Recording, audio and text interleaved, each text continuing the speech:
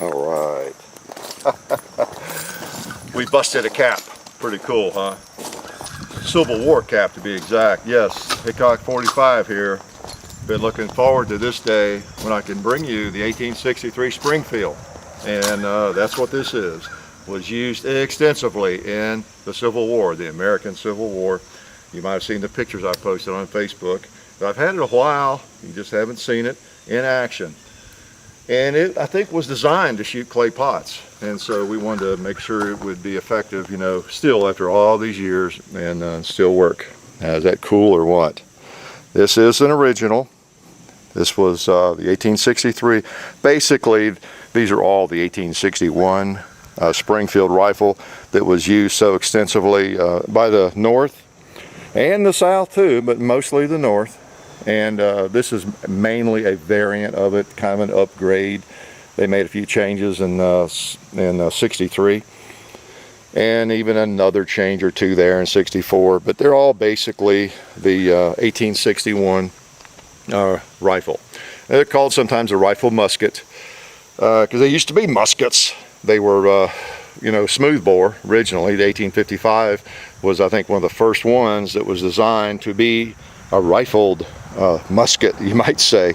The 1842 Springfield started out as a smoothbore, and then they rifled some of those. But anyway, the musket word hangs on, and in some ways it just, I think, denotes a long, you know, barrel too. But it's technically a rifle because it's rifled. All right, beginning with the 1855 model. You could argue this is kind of the 1855 Springfield, really, with just a few improvements, because in 61 they changed the priming system. It had a little trap door here, if you've ever seen that. It had the Maynard priming system and used like a roll of caps, so you didn't have to put a cap on the nipple. When you cocked it, the roll would come just like your cap gun. It would bring the cap up, the next cap up, except it wasn't too reliable. So in 61, that was one of the improvements they made. They took that out. They changed a couple of minor things, but basically 1855 is when it started, and this is kind of an 1861 with a few upgrades. Okay, so what I want to show you are a couple of things about it. This one I've had for almost a year now. Got it at a Civil War show in Franklin, Tennessee. Very pleased. Traded my saber for it, Civil War saber that you might have seen. And it's just cool because this thing was made, you know, late 63, 64 actually, marked on the barrel. And so it was used. It would have been used because that was a full year before the war was over. They weren't exactly making rifles and stacking them away somewhere at that point, right? I've had an expert in the area kind of look at it out of Murfreesboro, and he was impressed with it. Just a nice guy. He could even see the cartouche on the wood. It's hard to see that. There's a couple of markings on the wood. It's not as easy to see it, but it's this is the original stock and everything. So pretty cool. Had some pitting. You can see somebody cleaned it up somewhere along the way. See the proof marks there, 1864 on that. And but it shoots fine. Shoots fine. Okay, so basically the 1861 rifle, they changed a couple of things. They changed the barrel bands. They took the barrel springs off that they used on the 61 to hold those on. They went to a screw and kind of an oval barrel band. Changed the hammer a little bit. The bolster here with the priming tunnel, so to speak. There was a screw there, kind of a clean out screw. They took that out, but essentially 1861. Okay, now what I'm going to do is show you how to load the thing. And one of the things I was waiting on before we did a video was, let me grab my pouch over here. I didn't really plan to get a pouch and a cat pouch or anything, but you know, as time passed, I thought, why not? You guys are worth it, right? What they did in the war, and I'm not a reenactor, obviously I'm not dressed as a reenactor, and I'm not planning to do that. I do have a lot of respect for those guys that do that, and gals. It's really cool. Mostly guys, I guess. But they kept their cartridges in a box like this. You see how it's made. This is a replica of one of the cartridge boxes. It has tins in there, and you put the cartridges in it.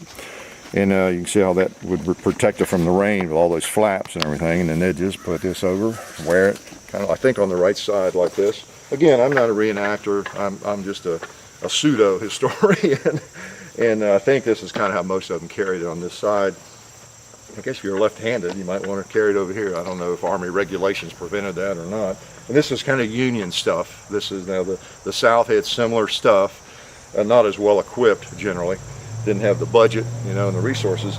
But these are Union accoutrements, I guess you'd say. So this is one thing I've never been able to show. I've been shooting muzzle loaders for a long time, since '74, I guess. And yeah, you just get your long ramrod, the table, and you just load it and shoot. That's kind of what we do, most people do. Well, Civil War reenactors and that kind of, they get into the real deal where you load it with a paper cartridge and that kind of thing, which is understandable. Plus they're just loading blanks, and it's a lot easier anyway. And they're trying to show what it was really like. So they're not at the range necessarily doing that. So we're going to do it both ways. I wanted to show you at least how they do it. And you might have seen my posting. I learned how to make a paper cartridge. I tried and tried to find somebody to make me a handful of them just so I could demonstrate when we ever got around to this video. And I just didn't have any luck, because most of the people, you know, who do this kind of thing are this much into it. They could actually make one of these or make a cartridge. They're probably reenactors, and most of what they're doing are making blanks. I needed real ones with a ball in there, powder and a ball. Okay, and of course having a real lead ball on a reenactment field is a serious no-no, right? So anyway, I learned how to do it. Now I are an expert. Okay, that's now don't laugh at them. I'm sure there are people who do a better job than I can, but I made about 25 of them. I got in the swing, got the paper and everything I needed. It's a learning process, believe me, a learning process. But anyway, what they would do is, I'm just going to do this once or twice. Anyway, since I've loaded these up, I've discovered that it needs a larger diameter ball anyway, so these are not quite as accurate. So what they would do, generally speaking, and again, I'm not an expert, they would leave the cap on. I think I took it off. They left it on to help seal the bore. You know, there's different schools of thought on that. I kind of like to let it air out, so any sparks are left in there will burn away. But they were shooting so fast, I guess, you know, up to 3 in a minute, you know. So they would just leave the cap on there. Of course, a lot of time has passed now, so it'd be safe for sure. But in fact, I've never had that happen. An ember down in there, ignite the powder I'm pouring in whatever the 40 years I've been shooting black powder. But it could happen. So what they would do, they would fire, okay, bang, just like I did. And then I'll use my rubber mat here. Put it down. They had a 9-step process, you know, handle cartridge on command and all that kind of thing. I won't go through that because I don't really know that much about it. So they grab a cartridge out of here, and they would point it away from you basically. And I use this little thing here. It's handy to tell. We're going to use that.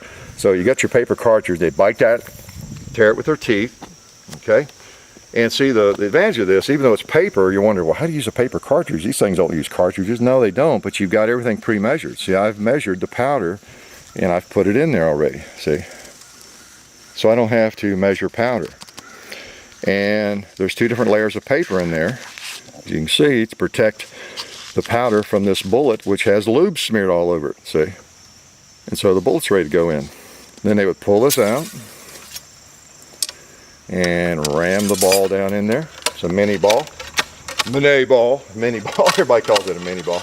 Then put this away, because you know what would happen if you didn't stick it back in there. If you laid it on the ground, you might be an acre away when you need it again. Okay, pull it up. It's very important. The ball's all the way down on half cock and grab you. This is a little cap box right here. They'd wear that. See, you got caps in there. Pull one out, put it on, and you're ready to fire. How's that? Not exactly a rapid fire, but it worked. So let's shoot something close. These are not going to give me the accuracy I need, really. It'll do for a 2-liter. How's that for, okay, I'll just leave that down. Okay, I'll do it the way I think they did it. They were supposed to do it. You reckon it's safe? You reckon it's loaded? Okay, so there it is. You know, that's how you load it. I'll do it one more time. Then they would put it down, because they're loading up to 3 a minute. So I grab another cartridge, and sometime if you watch I gotta bite it off, right? A reenactment, you can get a better idea of the actual historical methods and all that. But so you pour it down in there. It's about 50 grains of powder. And I got my ball in there. It's already lubed. See, so it's ready to shoved down in there. Now they really didn't put the paper in with it. Some people think they did. You didn't want the paper because you've got the correct size ball. You don't need that. You don't want the paper in there. Plus it'd start the world on fire. Okay, pull out the ramrod. Right down in there. Make sure it's all the way down. Okay, put it back. And cap it. I'll get the old one off. And my cap's right with me here. Because they're not doing like me. They didn't have a shooting table. You know, they're out wherever, as you know. Cock her back. And let's see, maybe I can hit that 2 liter with this. Yep, that mini ball is pretty stout, I'll tell you. Even with 50, 60 grains of powder. 60 I think was a standard load. I'm using Swiss powder. I think it's a little bit warmer, so I'm loading about 50, 55 grains. And that's how they did. They had their cartridge box and had their cap box right there. I'll just leave that one on, but I'll take this off. And that worked for them. So, but you might be interested in seeing that. It's kind of cool actually having that reproduction. It also gives me the flexibility with this or my infield. If I just want to go prowl around the place, I've got everything I need. I can just put these on and go shoot, right? Whereas normally with a muzzle loader, you know, you feel like you're kind of locked at the shooting table. All right, we'll pick that up later. All right, so again, this is, now you notice how dirty it's getting, but that's okay. They clean up just fine. Again, it started kind of in 55 with the Springfield 1855, when it went to the 58 caliber. Before that, most of them were like 69 caliber, and there's a 58 caliber mini ball, lubed and ready to go. So 50 caliber was a little bit of a drop down in size, if that's imaginable, right? That's a big old mini ball. And you know, with a rifled firearm firing that ball, the 1855. And then in 1861, a few modifications, getting rid of that Maynard priming system. And then in 1863, a few more modifications. So in fact, the 1861, there was such a demand for it. This was a highly sought after rifle. When they started making these, this was in a lot of ways kind of the apex of this technology. Now the infield was great too, depending on who the maker was of them. But these were really sought after, and the demand was incredible. The Springfield Armory contracted out with at least 20 different companies to make them, to meet the demand. Made about 700,000 before the war was over, and then about 1 million before they quit making them, I think in 72. So it was, when I say sought after, it really was. On the battlefield, you know, the Southern troops would pick these things up lots of times, depending on what they were carrying. You know, because early in the war, people had a mishmash of firearms, flintlocks, smoothbore, all sorts of things, whatever they had. Then in 61, when these started being produced, and the South got a bunch of the Enfields, they had actually better rifles. And they were both sides were mostly, I think, firing the 58 mini ball. Okay, actually, a guy named Burton, I think James Burton, was responsible for finalizing that thing, but we call it the mini ball. Unless you're French, you might call it the mini ball, right? All right, so now I'm going to switch over a little bit, and I'm just going to use what I normally do at the range. It makes it easier in the way we load, and if we're just standing at a shooting table, and we do. I've got my powder ready here, and I just measure out. I've got 55 grains from the powder measure. You've seen this before, I think. This was actually my dad's powder measure. I got him into black powder at one point. And just put that down in there. You could make cartridges. Those paper cartridges, I tell you what, they take a little time to make. Then my ball, down in there. Now these are tighter, you notice that? I don't really need my ball starter, I don't think, but I can wrap it with that if I want to. Especially if the muzzle's a little bit dirty, or the bore's a little dirty. And then I use this ramrod. Still goes down just fine. So I make sure it's all the way down. See, that's those balls I have loaded in that pouch are 5/75 thousandths. And I learned I was not getting accuracy out of this thing. I couldn't hit the gong except out of luck, and I still might not. But I was a little bit frustrated because it has a nice bore. And did some research and discovered that a lot of these have a bigger bore, and I might need even a 580 instead of a 577, which is what that one is. So I started with 5/75 thousandths. I'm trying 577 now, and I shot about 25 of those the other day. They do a lot better, And they might be big enough. I'm not sure yet. We'll see. The verdict's not in. I got some good groups. In fact, I left the hits on the tombstone there just to show off. No, just in case I can't hit anything, I want to let you know these 5.77 balls, I shot 3 times on the tombstone there offhand, and that's a group of 3, believe it or not. So it has the potential to be pretty accurate. It's just a matter, I'm not sure where to hold over there. I hit a few things the other day, and even hit the gong 2 or 3 times in a row. Which should be simple with this rifle. I just got to get the right size ball. But when I had the 5.75 balls I started with that work in the infield just fine, they were all over that tombstone. I mean, all over it. And I think I even missed it once. So you got to have the right size piece of lead. All right. So I'll just use this one. Here, got a cap there. All right, let's pop another cap. This is, I can't really convey to you how cool this is to shoot an original Springfield.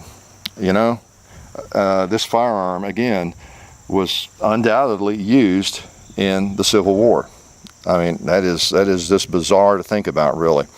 And one of the other things they did in 63 was they put a 3-leaf sight on it. You see the little 3 and the 5 on there, so it was set for 100 yards, 300 and 500. So, I mean, this is just cool. All right, it's really not all that loud because it's kind of a big boomer and it doesn't really hurt your ears too badly. All right, let me take a shot at the gong.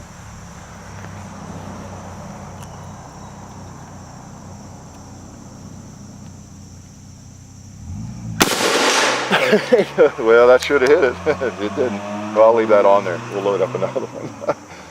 I thought the other day that if I held in the lower 1/3 of it, it would generally go in. Now, another thing with muzzle loaders, I haven't noticed this one getting too clogged up or too bad, but I'll run a patch. Every now and then, if you run a patch down in there while you're firing it, that's good. Okay. See, they don't get too dirty. Does your AR-15 get that dirty? That's just the beauty of black powder, I tell you. You just have to live with it. So it does help to run a patch down every now and then, supposedly. The bore feels pretty good, feels smooth. And that's one of the neat things about the Civil War rifles and the mini ball. When I discovered these things, I was hooked because I love the old Hawken rifles too. But using a ball, a round ball and a patch ball that you really have to use some muscle to get it down in there, it's not as much fun. Oops, a little bit out there. Okay, and see I have these pre-lubed, of course, ready to go. Drop it in there. Actually, these, again, 5.77 they're a little tighter, but they go down easily. Not a lot of pounding, just a little just a little pounding. When you have a round ball patch, you got to use this short end. You got to wrap that really hard, and then wrap that really hard to get it on down a little bit further. You don't have that as much with these babies. And I've got my caps right here too. Okay. Get that one off. Try another one. I'll tell you another little story. When I bought this, I had a little trouble. I was cleaning the bore and I couldn't figure out, I couldn't get the ramrod all the way down. I bought this at a Civil War show. And I thought, well, I don't know everything about these guns, but it seemed like it was. The ramrod was just going down to about the sight there. And I couldn't figure out what was holding it up. And come to find out, this gun was loaded. I bought it at a show. It was lying there loaded. Now, I don't know how long it had been loaded. Might have been loaded since 1864 or 1964 or 2004. But it had a charge in it. And I carefully, scientifically got it out. Took off the nipple and carefully blew it out of there in a way that would not damage me. Okay? At least no serious brain damage. All right, let's take another shot to go. I thought I knew where to hold.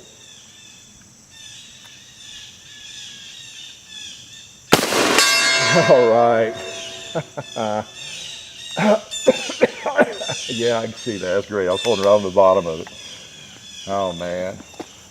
Oh man. Little did somebody know what this rifle would be used for. 150 more than 150 years later. That's just This is amazing.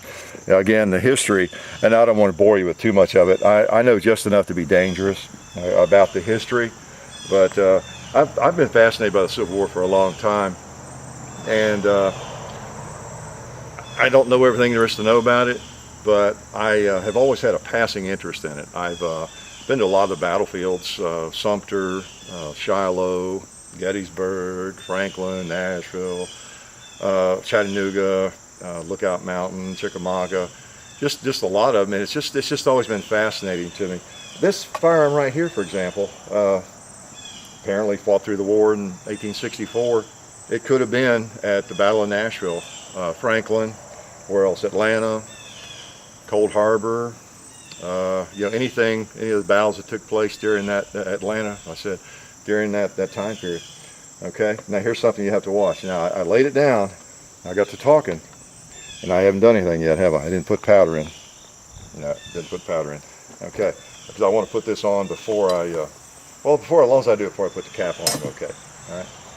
So what I want to do is put the bayonet on there. I know you want to see the bayonet. Okay.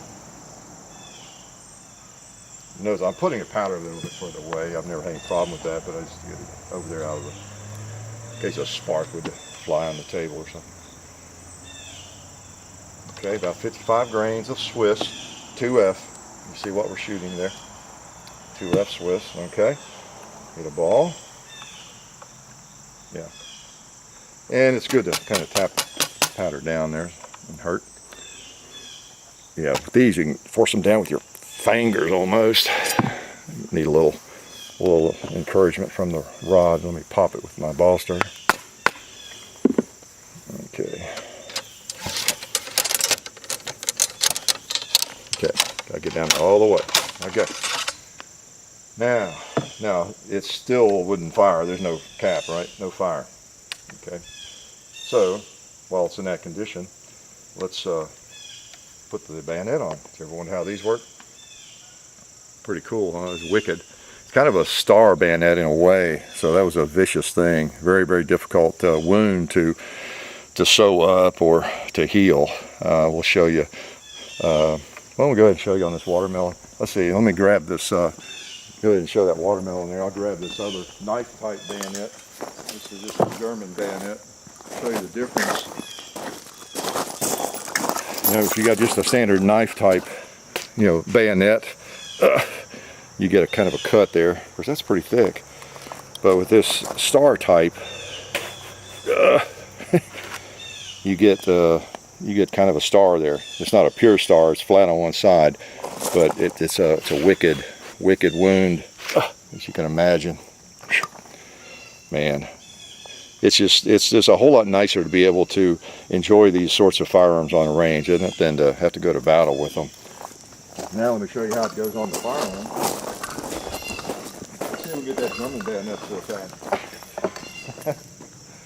All right, now we got watermelon on it. Now one of the weaknesses of these firearms is the bayonet lug is the front sight. So as you can see, it slips over that, turned around, and there you go. How's that for a wicked rig? That's amazing, isn't it? Let's go. I've got a cap on me. Let's just act like I know what I'm doing. I've got a cap here. I know what let's do. We're going to shoot that target, right? First, let's stab it. Let's see if this bayonet works on paper. See if I can hit it. It did. Okay. Let's back up, put a round on it. I know I got my ears off, but that's okay. I want to shoot it like this. Can't see my sights. Oh man, what a shot. Hit the bullseye. What an amazing marksman, aren't I? Okay. But that's how the bayonet works, and they would carry that in a kind of a scabbard. They called it a frog. It would just be on their side, you know, kind of down here, and so it wouldn't stick them. It was in a sheath type thing, and ready to put on whenever needed, right? So, pretty cool. I know what you want to see that watermelon go, don't you? You got to do that. All right. Now you got to watch it with muzzle loaders and black powder when you're talking, and of course, I'm especially at risk because of the type unedited videos we do. I gotta keep my mind straight here and not dryball the thing. You've seen our other muzzle loading videos, you know what that means. That means putting the ball in there before you put the powder, or forgetting to put the powder, right? Okay. Powder in here. Alright. Ball. Nice grease. Now you notice how dirty you get. You might have seen that picture I posted on Facebook the other day because I was out here for a couple hours enjoying this thing. And your hands get all charcoaly. But it's worth it. It's well worth it. You know what, I guess maybe we ought to use the bayonet. Before we put a cap on it, we'll put the bayonet back on. It's really, it's just not the same unless we stab and shoot, is it? Need this old watermelon. I don't know how this is going to work, but we'll try it. All right. I guess I'll go ahead and cock it. We're going down range, and I'm going to stab and I think it went through it. I think it went through without any problem. My ramrod's trying to come out on it. Look at that juicy bayonet. Oh boy, is this sacrilegious, you think, doing this kind of stuff with one of these? I guess not. I think the fact we're keeping it alive and appreciating it and you know, enjoying it is okay. You know, I don't see that as a big problem. Having a little fun with it. Like I say, that is the cool thing about the firearms and the history, is whatever they went through, we are fortunate in that we don't have to go to war with them. At least I am, and I guess you too with this firearm. You might have gone to war recently with some other firearm. I hear from some of you folks over in the Sandy Theater. But for me, I'm just enjoying the history. I'm going to load it up at least once more, and I think I'll run a patch through it. So what have I not told you? One thing I didn't tell you, I was telling you they had barrel bands on the 61 model. One reason we got this one out here, this is what I was talking about. They got away from the barrel springs, or the band springs they call them. That's what holds the band in place. You've seen that on a lot of different firearms. That's what the 1861 had, and then in 2 years later, whatever, they changed that. And also, you notice these look a little bit alike? They're kind of similar, aren't they? After the war, they this is the trap door, you know, the Springfield trap door here. You cock it, open it up. You know, they actually cut the chambers out and created that in these. Now this is an original, this is made to be a trap door, and then later they made the trap door, of course, 73 and onward. But until then, there were so many of these things in surplus, they would actually, you know, cut them and turn them into one of these. All right, now I don't know if they were as strong. I don't think they were known to be as strong, but you know, they're very, very similar in design, aren't they? So they would create a trap door out of these things, a breech loader, once they had cartridges, you know, to load. All right, so pretty neat, pretty neat. So I was about to run a patch through there. And now I have the 1860 Army out, because generally speaking, if you were carrying this, you might have been carrying an 1860 44 Army revolver. Again, this was the Northern, you know, Springfield Armory, the Northern rifle. And however, a lot of them were picked up and used by the South too.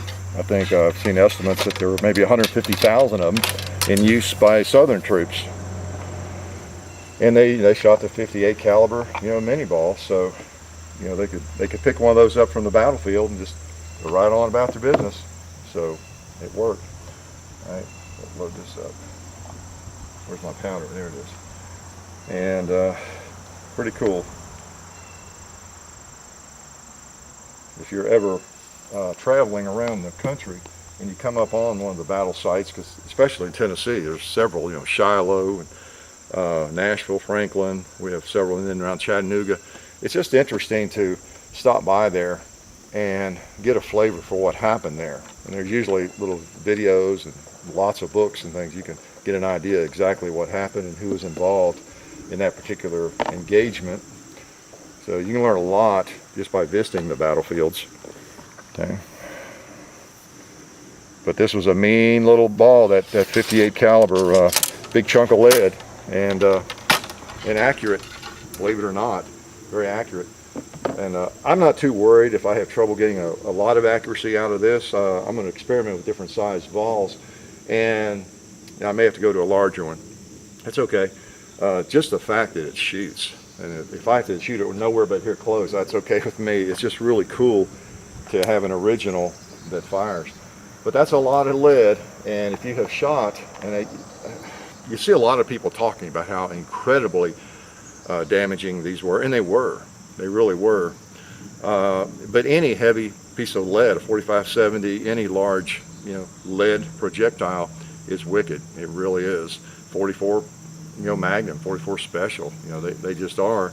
But this, I guess, because it was one of the earliest ones used in a rifled format, and it was accurate and heavy and deadly, right? So, got the ball rammed down. So far, I'm not goofed up here trying to talk and keep track of what I'm doing. Got a cap on there. Oh, we got a little thing of water there. We'll just shoot maybe with water. Oh yeah, neat. Oops, I was going to leave that on. We'll load her up once more. We don't want to keep you all day. I know you're busy, but I'll tell you what, I've looked forward to this. I really have to bring this out and show you it in action. It's the U.S. on the back there. It's it's all original. That's what's so cool about it. It was in the fray, one would expect. Okay, and they came. Now, this isn't a gun that was, let me talk while I'm loading. This wasn't a gun that had beautiful bluing on it, and then over the years, like a lot of old guns, lost it. They came with a bright metal barrel like that. Okay, and then on this particular model, the lock and the hammer, I think, were color case hardened, which of course was long gone. And I think the sights, the rear sight was blued maybe and all that, but it all looks the same now. So of course it could rust easily, so I keep it, the ballast all handy, keep it wiped down. And for black powder, Ballastol especially, that's where I discovered it. It cuts the powder really well. Okay, now if I'm shooting this thing like 25 or 40 times or something, I'll just put some Ballastol on a patch or two and then run those down through there in the middle somewhere just to give it a little bit of a superficial cleaning, and then just keep shooting after I dry it out. Put the ball in. Again, these are 577. Okay. I discovered the 575s were not big enough. These might be big enough. I'm going to get some 580s and try those. Okay. See if I can get the same kind of accuracy I get out of my infield. We ought to make this the last shot, I guess. I don't want to keep you guys all day. You probably got a lot of things going on, and I might shoot it all afternoon. You'll forgive me, won't you? But I'll invite you over for the next 3 hours. Why don't we pretend that cowboy is a bad guy and just see. Where am I? Just get out of there. For those of you who have fired muzzle loaders, the standard modern muzzle loaders and things, these musket caps and everything are much easier to work with. They're bigger, they're larger, they're easy. You don't fumble around with them as much. All right, I'm gonna hold right in the middle of that guy and see where it goes.